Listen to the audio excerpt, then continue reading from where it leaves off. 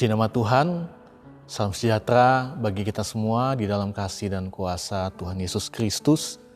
Tuhan memberkati kita semua, Jemaat GKPD LSAD Magelang. Mari kita siapkan hati kita untuk menikmati kebenaran firman Tuhan dalam Renungan 79. Saat ini yang saya beri tema, runtuhnya tembok penghalang. Kita akan melihat Yosua 6 ayat 20, saya baca firman Tuhan. Lalu bersoraklah bangsa itu sedang sangkakala ditiup. Segera sesudah bangsa itu mendengar bunyi sangkakala, bersoraklah mereka dengan sorak yang nyaring. Maka runtuhlah tembok itu. Lalu mereka memanjat masuk ke dalam kota, masing-masing langsung ke depan dan merebut kota itu. Kalau kita melihat di sini, Yosua adalah seorang pemimpin yang dipilih oleh Tuhan untuk menggantikan Musa, memimpin bangsa Israel masuk ke tanah Kanaan.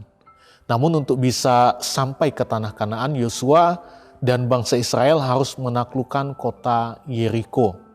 Kota yang dikelilingi dengan tembok yang besar dan kuat. Tembok ini menjadi penghalang perjalanan Yosua dan bangsa Israel untuk sampai ke tanah Kanaan. Satu-satunya cara, tembok Yeriko harus diruntuhkan dan kotanya dihancurkan.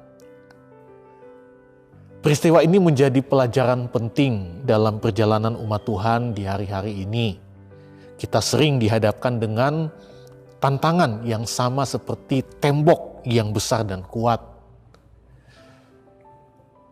Mungkin bagi kita mustahil untuk bisa menghancurkan, meruntuhkan tembok itu. Namun satu-satunya cara tembok penghalang itu ya memang harus diruntuhkan, dihancurkan. Nah pertanyaannya, bagaimana cara meruntuhkan tembok penghalang yang besar dan kuat itu, yang dalam pandangan kita mustahil untuk kita bisa taklukkan. Tapi kita lihat nasihat firman Tuhan, belajar dari Yosua dan bangsa Israel. Mustahil mereka melihat itu untuk dapat ditaklukkan. Tetapi pada akhirnya tembok itu hancur, tembok itu dapat diruntuhkan. Nah, apa yang kita akan belajar dari peristiwa ini? Yang kita lihat, untuk meruntuhkan tembok penghalang, setiap tantangan dalam kehidupan kita, dalam perjalanan kita bersama dengan Tuhan adalah percaya dan taat. Yang pertama kita lihat percaya pada Tuhan tentunya. Di dalam ayat yang kedua, Yosua 6 ayat 2, berfirmanlah Tuhan kepada Yosua, ketahuilah aku serahkan ke tanganmu Yeriko ini beserta rajanya dan pahlawan-pahlawannya yang gagah perkasa. Jadi sebelum Yosua sampai ke kota Yeriko, sebelum Yosua membuat strategi untuk meruntuhkan kota Yeriko, Tuhan sudah berfirman terlebih dahulu kepada Yosua.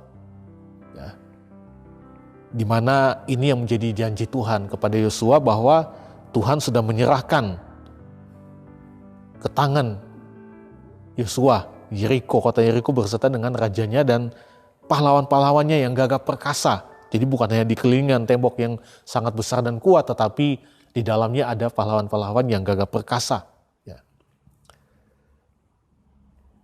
Dan Yosua percaya kepada apa yang menjadi janji Tuhan. Sekalipun mustahil dalam pandangan manusia untuk meruntuhkan tembok penghalang yang besar dan kuat ini, tetapi Yosua percaya bagi Tuhan tidak ada yang mustahil. Dan kita belajar dari hal ini.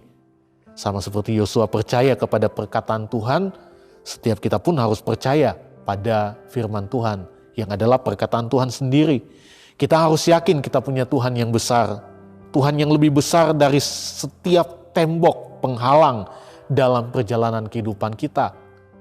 Sebesar apapun, setebal apapun, sekuat apapun, Dia Tuhan melebihi dari itu semua. Nah, kita harus percaya kepada Tuhan. Seseorang tidak bisa mengandalkan Tuhan kalau ia tidak percaya kepada Tuhan.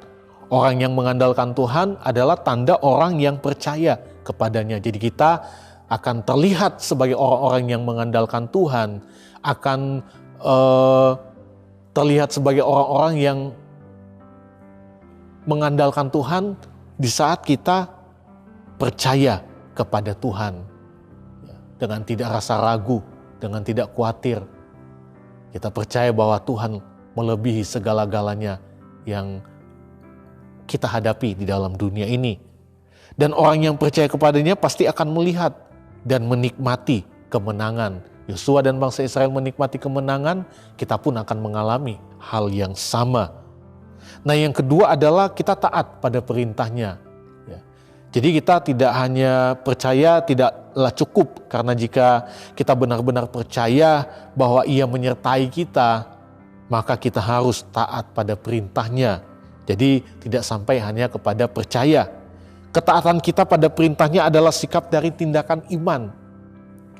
Jadi saat kita taat kepada perintahnya, kepada kehendaknya, itu adalah sikap dari tindakan iman kita, di mana kita hanya tidak sekedar percaya, tetapi kita mau bertindak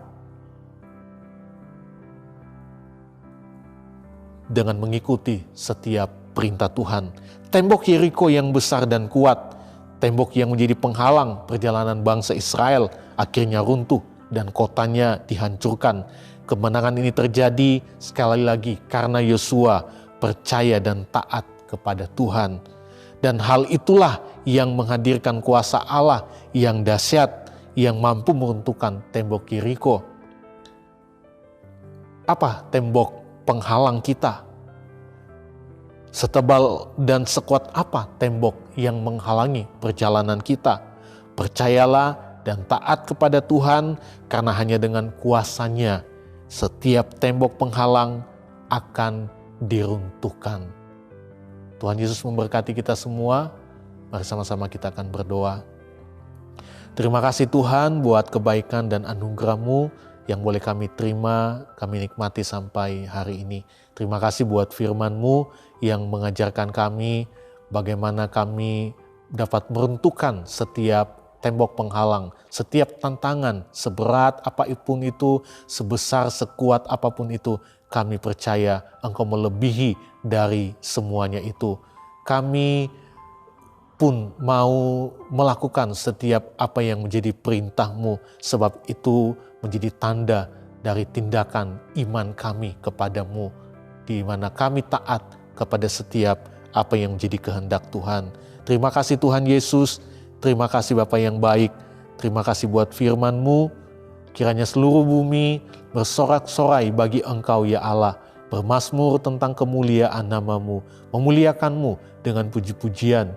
Betapa dahsyatnya segala pekerjaan-Mu, oleh sebab kekuatan-Mu yang besar, musuh-Mu tunduk kepadamu. Seluruh bumi sujud menyembah kepadamu dan bermazmur bagi-Mu. Di dalam nama Tuhan Yesus Kristus kami berdoa, haleluya, amin.